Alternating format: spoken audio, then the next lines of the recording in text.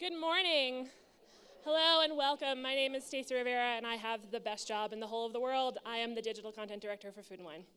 I need you, thank you, to do me a little bit of a favor. You can hear them next door. My boss and Jacques Pepin are there, so when I introduce Chef, make them hear you, okay? So I am thrilled. I'm a super fangirl, the same way the rest of you guys are, to introduce Chef Blais. He's author, dad, restaurateur, TV personality, the most fun I have encountered at Aspen. So you know, after this, his book's so good, it's going to be for sale, and he's going to be signing over in the grand tasting, so you can come over and get it signed and say hello. And with that, I'm going to give you Chef Richard Blais.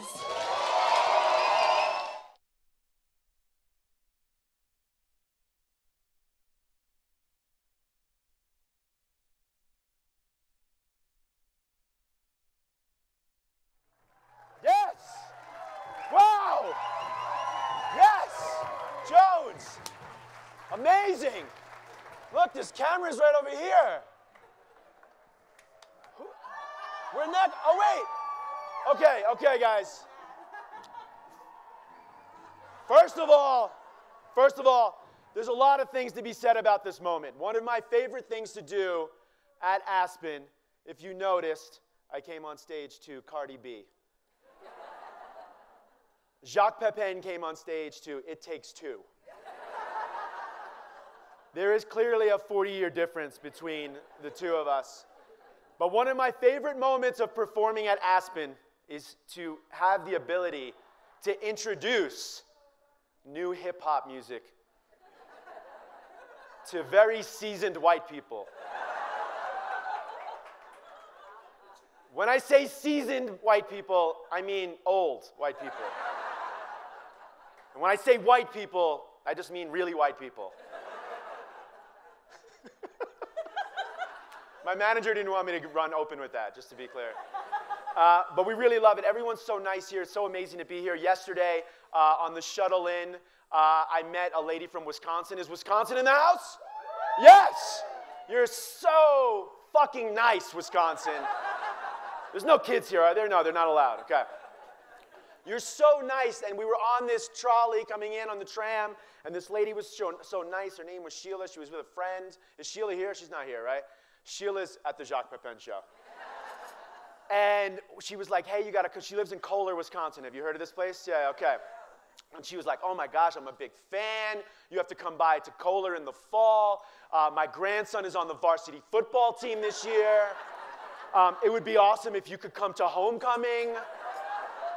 This was amazing. You're so nice. And I was like, wow. And then her other friend was like, Sheila, leave him alone. I think Sheila does this a lot at this festival, sort of like just cruises up on like Tyler Florence and like makes herself like the best friend. And when we got off the shuttle here at the St. Regis, she was like, this is amazing.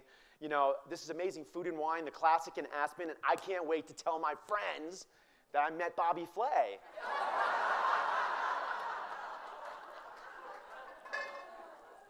And I was like, grilling and chilling, yo.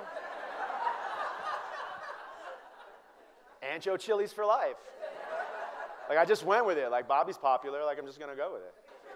By the way, like, Bobby and I have nothing in common except that we're, like, white dudes. I think there's nothing, right? Nothing really, no. All right. But we're actually going to cook today, which is good, right? This is called No Filter. First thing we're going to do is, we are small but mighty today, right? Did you guys see Iceland tied Argentina in soccer today? Yeah. No offense to the Argentinians in the crowd, but that was kind of fun. Like, the underdog came back. So we're the underdog today because we're next to the Giants. The Giants, Jacques and Claudia Pepin, are next door. And, like, I want to just do a little more trolling on them. Do you think you can play along with me? Like, the fun trolling, not like the bad type of trolling that's been happening. But let's, on the count of 3, just indulge me. And let's just go bananas one more time. Because Jacques over there right now, just so you don't feel like you missed anything, he's making a fucking tomato rose, okay? And they're chit-chatting, and it's adorable, it's sweet, and I love him, and oh my God, we would not be here without people like Jacques Pepin. But it's a tomato rose, guys, okay? The last time a tomato rose was served was on the Titanic.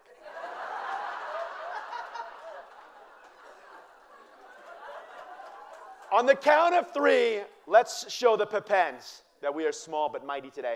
1, and give it like an Instagram stories worth of time. Give it like a good 10 seconds. Clap, clap, stomp your feet, all of it. 1, 2, 3, yeah! Woo! Yes! Yeah! Yeah! Yes! Wow, Jones! You guys did it! Wow, you guys, there's like cat call, all sorts like. Thank you for that. And they're like, what did he do? He must have brought out the nitrogen. Because he's making the same jokes over there about kids these days and their liquid nitrogen. I guarantee you. All right, we're going to cook. This is no filter. We're sort of taking an angle of social media in our show today. We're going to try and walk through, if I can get through it, 5 dishes very, very quickly. And the goal here is that social media is a real thing. Restaurants need to use it. Chefs need to use it. You're using it. We all follow a ton of like food sites. You guys are all following at Richard Blais. Yeah, there you go. And if you're not, you will after the show, of course. But we're going to walk through some things that I think sort of drive some buzz. And even in my restaurants, it's really important to have like 2% of the menu that has to be delicious, of course, but it exists just for like buzz and to sort of get people excited, right? So the first dish we're going to do is actually really relevant. Jones, you ready for this one? You ready for your part of it? We're going to start off with a snack. And we're going to start off with a snack. And we're going to use some. Oh, some of you follow social media lately, I think. Is this what's happening? Okay, so we're making some potato chips with caviar, right? Potato chips with caviar. Last year when we were up on top of the mountain, Drew Nearport was here, and he brought a bunch of caviar, like, because he's rich. And he brought, like you guys, basically. And he brought a bunch of caviar, and then someone else, maybe on like a lower budget, myself, brought a bunch of potato chips. And we all just started on top of Aspen Mountain eating potato chips and caviar, right? And what I love about this is I think that it gives you the moment of really connecting with people, not only in your restaurants, but also on social media, because we're playing this high-low game with ingredients, right? Like caviar is probably the most elite ingredient that you can use, right? Out to maybe foie gras, truffles, but the same sort of thing. And we're combining, that really elite, exclusive ingredient with something that everyone knows, the humble potato chip. And so humble that I didn't even make them, right? I just popped the top, right, off of these. Now, you might want to know why I'm using these specific potato chips. It's because my dear friend Casey Thompson from Top Chef, you remember Casey Thompson? Yeah.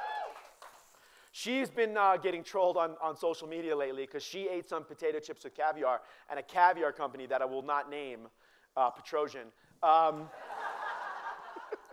That's my Kevin Nealon from SNL when he's like, was like, only if you are a real chef, you will not have caviar with potato chips. And like, she was super offended. She went mega Kanye on the caviar brand. And she was like, I will eat my fucking caviar however I want on these potato chips. So in honor of Casey, we're actually going to do this. I have no affiliation with this brand. And Jones, not yet. Which is my other tip for social media. Like, just throw it out there. You never know who's going to send you nice stuff. You know what I'm saying? But we're starting this dish really simple, real quick. We have a potato chip with this amazing Greek caviar. It's unbranded. That's a television joke for all of you. Amazing caviar with some sour cream and just a little bit of chives. So like very simple. All it takes is buying some chips and some caviar. But that's enough right there. If I took this shot, and where's the camera? Right in front of me. If I did one of these on Instagram, you know what I mean? I don't know. Thousands of followers probably, right? Actually, my face doesn't drive a lot of media, to be honest. But like the chip might, if it was a plate. Over here, right here. But if you really want to go big, look at the screen right now, guys. We have made that potato chip float. That is a floating potato chip. You know who's not doing a floating potato chip? Jacques Pepin. A matter of fact, no one else is doing a floating potato chip. But what we're doing over here, and I'm going to get right in it because this would be a good Instagram shot too, is we're using one of my favorite ingredients, liquid nitrogen. Yeah, there you go. Now we're driving the likes up as we go. And we're making the plate that the chip is on float by using nitrogen and a magnet and we're sort of conducting something. So I don't like to be called a molecular gastronomist, but I guess molecular gastronomy is not dead, everyone. It is not dead. It is alive. I'll be doing foam as long as he's been doing tomato petals, I can assure you. We're going to tone down the Pep-Pen stuff. We're going to tone it down. All right, so that's a potato chip. Next dish we're going to do, that's one of 5 dishes for you, 1 of 5. Contractually, I'm done. I could walk off the stage right now.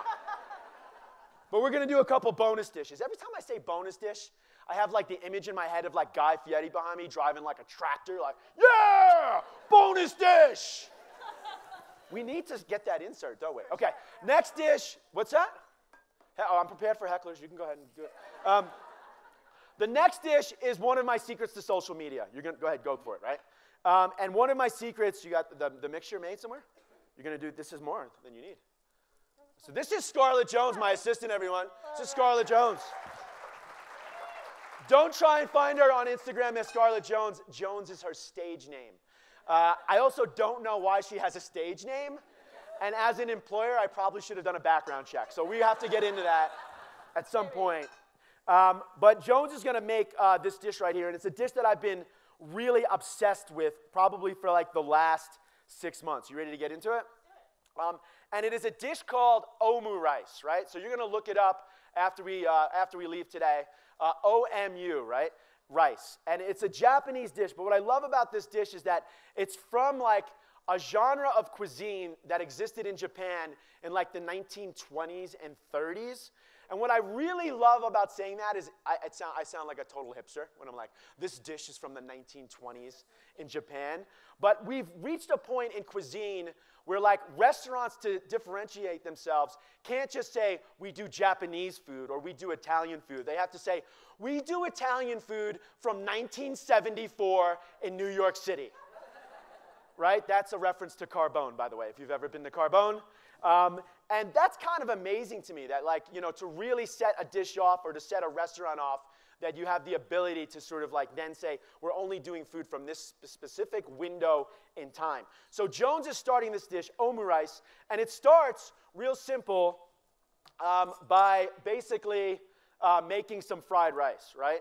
So I'm not going to bore you with fried rice because here's how we kind of did it. We got some leftover Chinese food. It's kind of, right? So the fried rice, actually we didn't. This is a discredit to Scarlett. When I showed up this morning, yeah. She has a lot more integrity than myself. She was making the rice, but you're getting going here, right? You're going to scramble this guy up. So Jones is making this omelet. It's basically very simple. It's just a 3-egg omelet. You're going to start whisking it around? I'm getting really nervous because this is an intense process. Okay. And we're going to plate it over this fried rice. The fried rice, because, of course, I'm Richard Blais. It's hard to see back here, camera guy. You can sort of track me. You said they're back here, right? Is instead of course, just using like a little bit of pork shoulder or something, we used some sous vide pork belly. That's right. Yeah. Give it. Yeah, I know you. You caught the pastrami tongue a couple years ago, didn't you? Yeah, and the lobster. By the way, you didn't bring them back this year, did you? Okay. Because last year you brought the pastrami from like 2014, and I was a little worried about you. Okay. Like you're saving all of the things from Richard Blais shows, which is a tremendous, like it's an honor, but I don't want you to eat a lobster tail from last year. That's all I'm saying. Okay, we're good. Okay, so this is pork belly. We've sous vide. I could bore you with the process of sous vide, but it's basically cooking food in a plastic bag, right? Now, the amazing thing here, let's fold it over, is that, again, techniques work really well on Instagram as well, right? These little quick, easy step-by-step sort of videos. We've all seen what they call pans in hands. Have you seen these pans in hands? Here's a pans in hand. Camera directly over a bowl, and it looks so easy because it's a 10-second video, and someone's like, peas, carrots, rice, here's this delicious dish. And you're on Instagram, and you're like, I can do that. Even though they don't show you the fact of how people made the peas and rice and how they all mixed it together.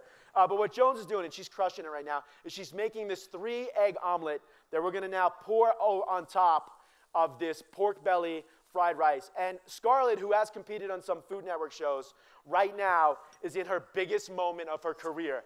Not to put any pressure on her, but we're going to come over here. We're folding this guy up. I can also help you fold this guy over. There you go. Fold it on over, and then we're going to flip it right out over on this. I'm going to jump in there. You don't mind, do you? Do you want a fish spatula? That might No, I got it, Jones. I'm going to do it right on top of this plate. Okay. So I'm jumping in. Here it is. Who says Richard Blais doesn't cook anymore? And what we're doing is just kind of folding this omelet over. Again, a good omelet, like one that Jacques Pepin would make. Because let's be honest, he's crushing the omelet game over there. Like we've kind of been trolling him a little bit, but like no one makes an omelet like an old Frenchman. Like that's just like, you know, you wake up in like not the St. Regis, but you know, like a normal hotel, like I usually wake up in, and you're like, someone's running the omelet bar, and you're like, I don't want that person making my omelet. I'm glad that guy's wearing gloves. I'm just saying, when did you guys chop those tomatoes? Okay, you guys traveled throughout the country as well. I see, okay. All right, so here we go. What's amazing with this omelet here is I'm going to go straight sort of to the pan, right? Straight to the pan. Oh, thank you for a legitimate, ooh. I get laughs and stuff. I don't get a lot of like, oohs. Can we just, for my audio, I'm going to dub it in on my podcast. Can we just do that once, like scripted? On three, a nice like Jacques Pepin ooh. 1, 2, 3. Ooh. Yes, I've made it. I've made it. I don't have to be that guy. Okay, so here's the key. Where is it? The key is now this omurice omelet has hit it has hit the plate, and the key is with a very sharp knife, we sort of open up this omelet and table side unfold this omelet that then just sort of oozes all over this plate. There it is. Look at that runny, juicy, juicy omelet. Guys, have you seen an omelet more runnier or more juicy than that? Give it up for the omurice omelet. Sauce. Where's the sauce? We're going to finish this. By the way, that's the shot on social media. And then, of course, you have the sauce. We're going to finish our sauce because I'm just an American kid with a little demi-glace. This is also good for the camera. You get up high. You're competing on a television show. You just do one of these. I'm mixing kimchi ketchup into demi-glace, which, like, don't be afraid to take some store-bought ingredients and take your thing to the next level. Like, I know you're like cooking lobster. You have demi-glace at home. But now you take that ketchup and you sort of ramp this up, and you're just pouring this delicious veal beef demi-glace all over this omurice omelet. This isn't worthy of another ooh. I mean, I'm not like asking you for it. But a little bit of that sauce right there. And then the last thing we're going to add to just take the umami to the next level, which umami, we all know, is not the name of a Brazilian supermodel or soccer star by now. You've been to my show before. It is the name of savory. We're going to add some of these bonito flakes. And these bonito flakes, actually, kind of the fun thing about them is when they get a little hot, they sort of start like moving around on the plate. It looks like something's alive. You can see them sort of there in the heat, sort of wavering around. And by the way, there's like 3, 4 elements of this dish that will, you see them, right? They're moving like they're live and they're waving. I'm going to put more just so you can kind of see it. And bonito flakes are cured dried tuna, right? Ah, fuck it, I'm just going to be Emerald. Bam! There you go.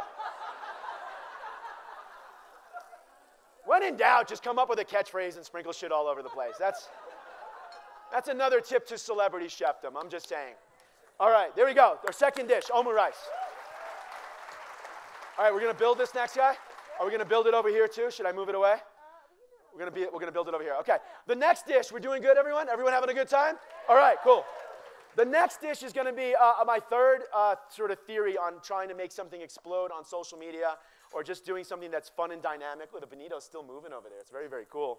Is we're going to do something that always works on social. As a matter of fact, even though I'm sort of a modernist chef, and you can tell by my Tony Stark glasses, you can tell by the fact that I roll with tweezers, right? I'm wearing this cool apron, right? I'm using all these amazing KitchenAid appliances. I have this offset spatula. This is stuff that I always just normally roll with, by the way. But a modernist chef, we're making dots and swishes and all these beautiful plates.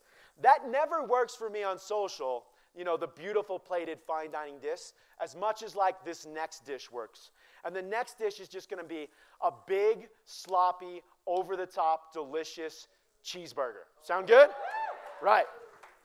When in doubt, just put a picture up of a hot dog or a sandwich. And that's, you know, people see photos, and if it makes them hungry, they're just going to hit like. They're just going to, you know, they're going to follow you because of that. If you're trying to be too precious, sometimes it doesn't work. All right. So this next dish is that the one we're going to actually plate? This is our guy. Okay, that's our guy. So we're going to actually start this dish, And the second thing is, besides the fact that it's a simple, delicious food, we're going to go over the top with this one. We're going to do a dish that I've only made one time in my life, and I'm going to name drop here. I made this dish only once in my life, and I made it for Chrissy Teigen. Oh, nice. I was expecting a couple Chrissy Teigen haters out there. Thank you for laughing at the follow-up to that. Okay.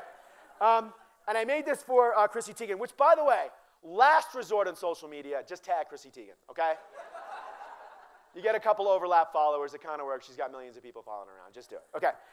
And this one is a version not only of a big sloppy burger, but it's a breakfast burger, right? So the theme is breakfast. I'm glad we got the early show, which, by the way, I made it. I'm doing the 10 a.m. show. The 10 a.m. show, which I'll be honest, I think it's the best slot, right? Because you're going to go to the tents after this. What else were you going to do? Just sleep in, right? I mean, you paid way too much money to sleep in, right? So you're going to come here, you do the tents, and then you know what? Maybe you'll come back for Curtis Stone. Maybe, right? But you might be hungover by the time we're done with the tents, and you might just be like, you know, the middle show, I'm just going to nap. And you know what? It's only Curtis Stone anyway.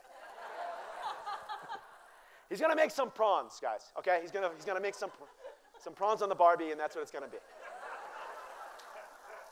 He sounds amazing. He looks gorgeous, let's be honest. But you can get the photo up on the street. You don't have to come to the demo. I'm just saying. Okay.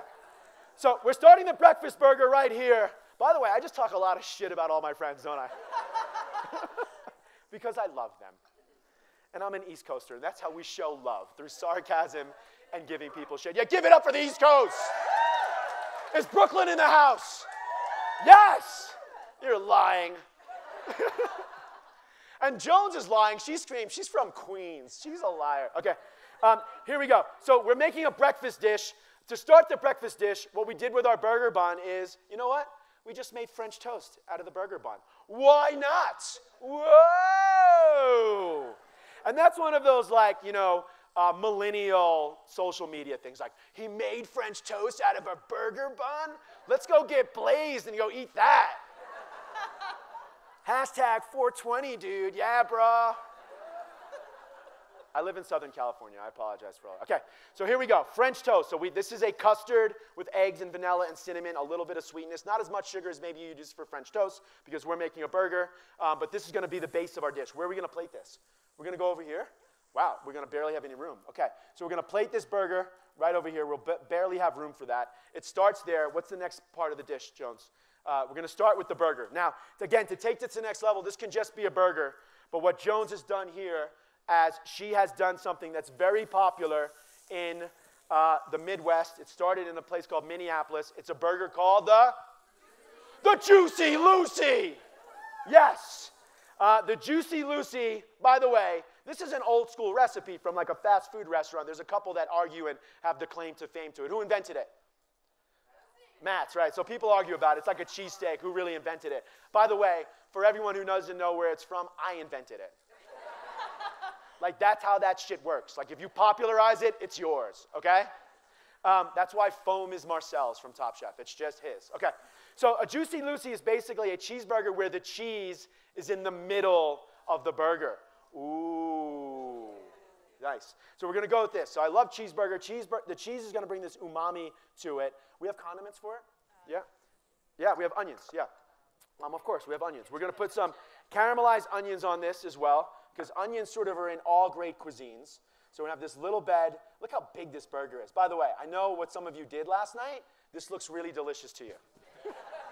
You want grease and fried food right now, half of you, easily. I know my whole team that's in the audience, definitely, that's exactly what they're looking for right now. Okay, and then we're going to garnish. I think we'll start with the burger bun. We're going to reuse this kimchi ketchup because, again, it's going to sort of bring all this umami to it, a little bit of spice. It's going to make this nice and spicy and delicious. To keep it even more breakfasty, guys, I'm kind of like I'm in Food Network territory right now, right? It's just like, what else can he add to it, right? This is like a Diners, Drive-Ins, and Dives episode right now. I'm going to add one of these. Again, I lived in the South for a long time, right? I lived in Atlanta, Georgia. And I'm a native New Yorker, though. Wow, no one here from Atlanta. Okay, you've turned your back on me, South. I get it. I'm just kidding. This is breakfast sausage gravy, right? Yeah, give it up for sausage gravy. Yeah. And sausage gravy is really amazing. It's basically chopped up sausage, sage, and cream, right? So basically, this is like a 2,000 calorie spoon of gravy that's going on this burger right now. Butter. And butter. Oh, Joan said she also put butter in it, right? She also put butter in it. But it's one of my favorite ingredients. And I was so stubborn when I went from New York to the South, and I was like, I'm a New Yorker. I like monkfish. I don't like catfish. I like polenta. I don't eat grits. And I realized that Southern food is just like one of the only true American foods, and now it finds its way into my cuisine all of the time. We have our onions. We have our dish. We have our burger. What else are we going to top it with? Of course, it wouldn't be breakfast without an egg. When in doubt, on social media, put an egg on it. It's really simple, especially if you got a yolk, all right? If you got a yolk, you got many elements of this game now if you're taking this photo, right? One is we can shoot it being built, right? Step by step. That's a lot of fun. The second is don't even put the top bun on it. Just take that photo, get on top of it. You got the bun next to the burger, and that's like, I don't know, like, you know, that's going to go pretty viral right there, you know? It looks delicious, no? All right, well, we're going to mess it up because that's what we do. We're just going to mess it up from there. We actually are going to add one last element. Jones, you went big. You didn't have to do a condiment. But Jones made one of my favorite ingredients. Guys, let's poll. Let's do an Instagram poll right now. Someone on my team, we're going to do a poll, so if you can make sure we do this on social. We'll do it by show of hands. Instagram poll, there's two choices here. When I say them, I want you to raise your hands. Onion rings or French fries? Who's on team French fries? Ooh, a bad showing for French fries. Who's down with onion rings? Wow, yes. I knew I should have. Oh my, you should have. You did a good job. Onion rings wins the poll of the day, everyone. And that is, by the way, another amazing social media tip. Ask someone to participate in whatever it is. Does this dress look good? You know what I mean? Does this burger look delicious? Do you like onion rings or fries? What would you call that? Caption this. All of that stuff sort of works. You know, we should put the onion rings right on top. I've never had onion rings for breakfast, but I will today because these look delicious. Fun thing about these onion rings, this got a charge in it, is that we've made these onion rings using one of my other favorite tools. I'm going to be one of these kids on like the YouTube channel. Like, look at this tool that I'm using here. I just got in the mail. You know, like the reveal videos where they feel like they have to white balance the back of the thing that they're showing to the camera. It's like such a millennial move. I just want to be young. That's all I want to do. But what we've done is here we've made our batter for our onion rings. So this is a beer batter, right, with your favorite beer in it, because I don't know what beer we actually used. And we used porcini powder and a little bit of rice flour to make an onion ring batter. If you want recipes for all of this stuff, guys, it's pretty simple. You go to our book signing after the show, and you buy Try This at Home, where the onion rings are, or you buy So Good, where the French fry recipe is. So, I mean, I don't know, a little bit of, that also works on social media. Call now! But wait, there's more! I'm going to be signing over there with Marcus Samuelson and Rocco DeSpirito. Wow! What a trio. What a trio, yeah. Those are good-looking guys. I'm like a little nervous. Okay, so what we've done is we put in here the porcini and the flour and the beer, and what that does is it keeps it very carbonated. We're basically making a tempura batter. You can see all the cracks and fissures in this onion ring. I can't say nooks and crannies. Oh, I just said it. But you can see all the crevices. Look how like, it's almost see-through, right? This is also a good Instagram one. Like, it's my eye in the middle of the onion ring. Do I make onion ring glasses? It's a bifocal. I'm throwing onion rings now. I'm juggling onion rings. It all works. Nice. Oh, the egg. Jones. Oh, my God. We almost lost the egg. The viscosity of sausage gravy and a slippery egg. By the way, don't use the word slippery. That never works. I used it once with noodles. People were like, gross. No one wants slippery noodles. By the way, some of you out there, though, said, yes, I love slippery. I kind of like slippery noodles. Okay, we're going to finish this up. We got the burger. What's the last element? We have our, you guys get this, right? No worries. If you want recipes, you can talk to us at the book signing. We're going to now just destroy this egg. We're going to put it right on top. Give me a knife, Jones. Yeah, oh wait, you got the, oh my God. And you guys just did it. Why do we all go bananas over an egg yolk oozing? It's something we have seen every single day of our lives. And we're like at-symboling people. We're like, yo, Cheryl, you got to check this shit out. On his page, there's an oak oozing on some avocado toast. You got to look at it. Like. All right, I don't even know. I made this even a little messier than I should have. I don't even know if I can cut through it. But the other thing about social media is this always works with sandwiches. You cut it in half, right? And then you cut it in half and you're just straight up there and everyone can see sort of the layers of it and you can see that cheese starting to ooze out of there. And if I would have been quicker because I talked too much, we would have had that. Jones, we're not going to be able to do the thing we wanted to do to this dish unless you got to clean it up. Can you clean it up real quick? All right, no, we're going to do it. You know what, guys? It's live. It's live. We're going to do it. Last element. You guys having fun, by the way? Real quick? Okay. No, we'll do it here. I don't care. It's a mess anywhere. I started off by saying you want to do messy, sloppy food. This is the way to do it. By the way, all the photographers are like, dude, it's gross. Don't do it. Okay. We're going to finish it off in only a classic Richard Blais way. We're going to add one more theatrical element to this dish, but really not for the sense of theater, because we want this to taste better. So we're going to use some of the finest Aspen cherry wood that we could find. Do cherry trees grow in Aspen? I don't even know if that's true. It's not Aspen trees because I think they're too resinous. But Jones is going to introduce one of her favorite tools, this little smoking machine right here. And again, this is a good way on social or in the restaurant to get people excited. You okay, Jones? By the way, for those of you in Colorado or California or Washington, or those of you who have went to college, this machine has a different name than smoking gun for most of us. Jones, as we said, she is from Queens, New York. She has had this machine. Yeah, give it. She has had this machine in dorm rooms, parking lots, back of restaurants, not the ones you've worked with for me. Never. Okay. And what this does is it's adding a little bit of this hickory flavor to it. And we're good, cameraman, we're going to do it. Get ready for the last. We're going to do steak next, right? Okay. And this is the moment. This is a decent boomerang moment right here. By the way, it's probably what my whole life is, people just taking pictures of me opening up a glass dome with smoke in it. This is what my whole career is just about this. He's making tomato petals. I do this. And that's how it happens. And you bring this to the table, and it sort of becomes in the restaurant. This is great because you all have your cameras out, which is awesome. That's what this demo is about. Now I'm just like teasing the cameraman. Which way do we want to open up? Okay. Is that this, it has excitement in the restaurant. It becomes the modern day fajita in a restaurant, right? A lot of you just see this, and you're like, I have to have what's in the vase. What's in the vase, by the way? You don't even care. You're just like, whatever's in the vase. We want that for the shot. And it comes up, the server or myself brings it to the table. On social, we do it. 1, 2, 3.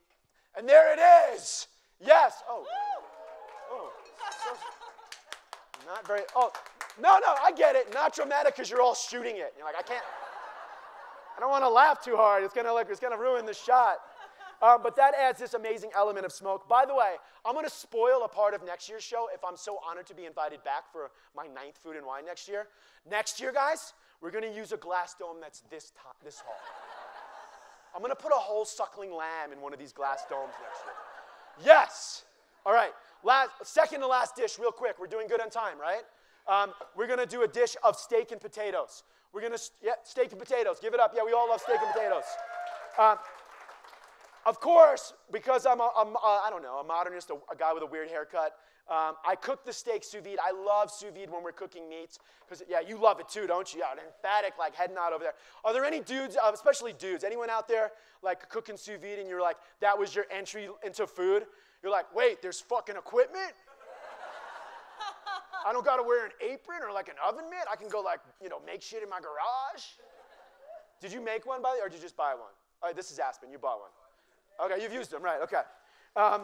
But what I love about sous vide is it enables us to cook precisely. So if I want this mid-rare, I set my circulator, you can see back here, for 56 degrees. By the way, these machines right now are not even a couple. I bought my last immersion circulator, no joke. I mean, I did have a discount code, but I bought it for $30. $30. Without the discount code, it was like $80. But still, They were $2,000 like 4 or 5 years ago. So you can get these machines. You'll notice that I'm cooking my steak 56 degrees Celsius. That's the perfect mid-rare temperature. So like if you're not great on the grill, if you're entertaining for the 4th of July is a great example, you can cook 24, 36 steaks sous vide. You cook it at 56 degrees to a perfect medium. You just then, what Charlotte's doing over here, look at this, finishing the steak in a pan or on the grill. It's already cooked mid-rare. Now you're just browning it, right? So I cook in Celsius, you might notice. And there's only one reason, and this is important, I know some of you take notes at these things. There's only one reason that I cook in Celsius. It's because I'm an asshole.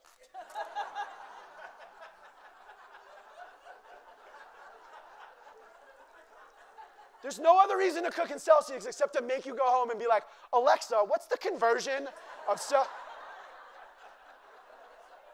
I knew you guys would know that. You're not even fucking moving your arms anymore, guys. You're all rich. You're just like, open the door, turn on the lights, turn the music on. I'm surprised you guys could walk here, by the way. Real quick, I don't want to get too educational, but all of that voice-activated stuff, and I do a lot of talks and lectures that are actually more serious than this, all of that voice-activated stuff is about to happen in the kitchen because it's actually one place where it really helps. If you don't have like the ability to flip through a song on your phone, you're fucking lazy. Right? So if you're just like, play this song, you can just do that on the phone. It takes 10 seconds. But if you're busy in the kitchen and you want your stove to turn on and you don't want the knob to get dirty and you want the faucet to go on and you want to wash your hands without getting the faucet and doing one of these weird dances with the faucet, like all that voice activation stuff, we're like a year away, 2 years away from that stuff being really, really prevalent in all of these kitchens. And a lot of you, I know, already have that stuff happening. So the steak, it's cooked sous vide. Mid-rare. If you're looking for the Fahrenheit conversion, it's like 135 degrees. Then we grill it. Now, can we do real quick, guys? Cue the video for the steak real quick. We're going to do a quick little video here right before we wrap up. Here's the video. Oh, sorry, guys. You got it coming? The video's coming. This is how I wanted to cook the steak for you today. This is me, by the way, behind the mask and in the apron. And you might notice that I'm cooking these steaks on lava. Awesome Instagram moment. If you really want to just break that shit, cook your steak in some molten lava.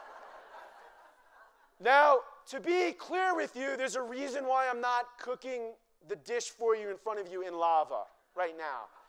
It's because the St. Regis has carpet. And they were like, we're not going to do that, right? So like that's the ultimate level. But if you wanted to take it to a level before that, you know, Elon Musk just introduced through Boring Company a flamethrower, right, which you can actually buy. That's pretty cool. If you don't want to do a flamethrower, which by the way is safer than it sounds, it's not a military grade sort of flamethrower, you can do one of these things. This is my favorite. This is binchotan. So this is a Japanese charcoal, like a petrified wood. It's actually smokeless. For some reason, they wouldn't let me do this either, even though it's smokeless. But this is kind of a fun thing, even if you have like a smaller apartment or, okay, hold on. For like your second or third home, guys. You know, the place where you just have the rental, penthouse rental. Like, this is something you can do outside on, you guys are all laughing at you because like, it's so fucking true. It's so true. It's funny because it's true. This is a smokeless charcoal, and it's got this great flavor. And if you go into the yakitori place, you've already had this flavor. But binchotan, go find it online. It's really fun. Scarlett cooked it in a pan because that's what we were allowed to do. We have this brilliant steak now that now has been cooked and browned because this doesn't look super delicious in a bag, right? Be honest. Another poll. Does it look super delicious? No. Damn. Like 100% no. We're just gonna. That's not a poll. That's just an answer. So what we do is we take the steak, and look at that. Scarlett's showing off. She's got the grill marks on it and everything. And now this is perfectly mid-rare. Now it's grilled. It's got the Maillard reaction, which is the browning of proteins. Maillard reaction is also the name of my new indie band with Alton Brown. I swear to God, he does keyboards. I do a little tambourine. We split vocals. When you leave here, check it out on Spotify. We have one track up right now. You got to do that. It's a real deal. Maillard reaction. It's a cool name for a band. It's like electro. It's like EDM meets sort of like country folk. All right, so here we go. We have now that steak that's been cooked brilliantly, and we're going to plate it very simply.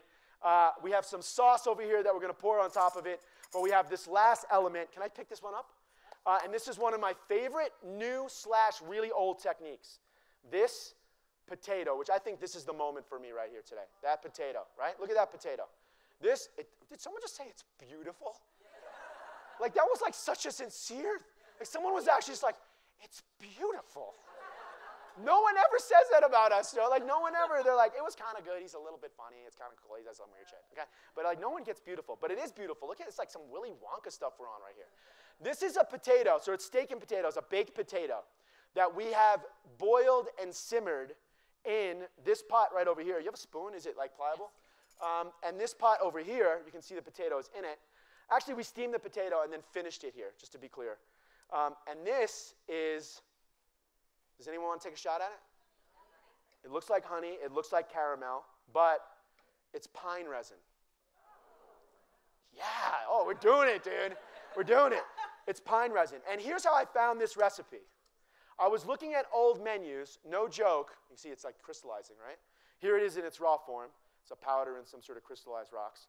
I found this recipe by looking at old menus, no joke, from a Cracker Barrel. This was on the menu at Cracker Barrel up until 1998. Yeah, it's kind of crazy, right?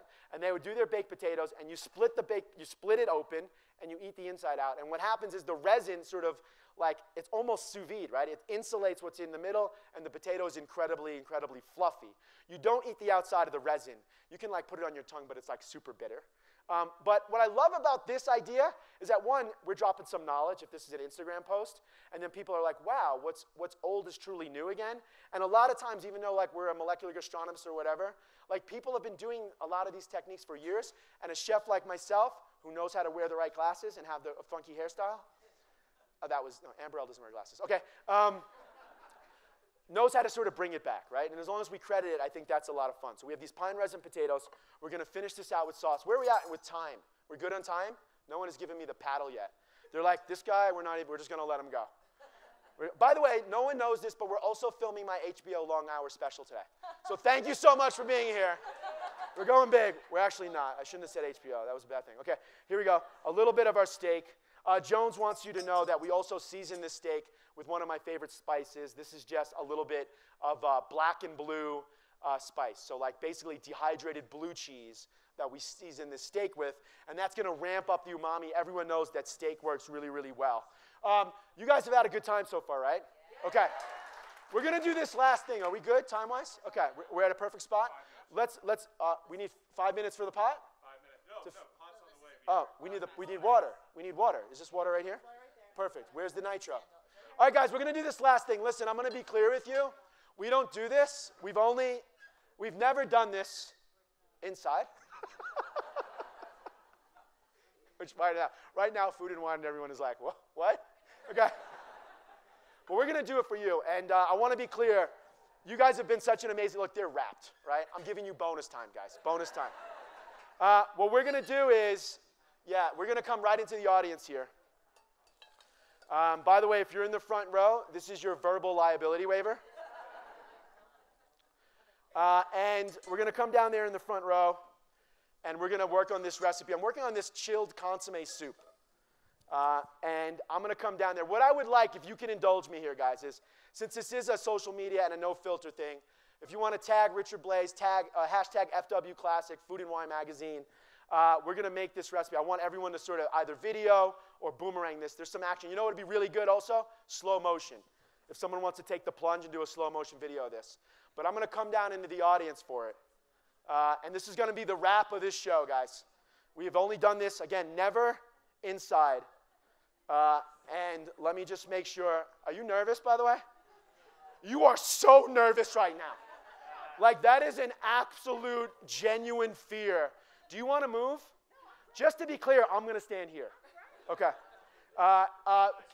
Everyone, first of all, I know you all have, like, the latest smartphone, but I don't see all the cameras out.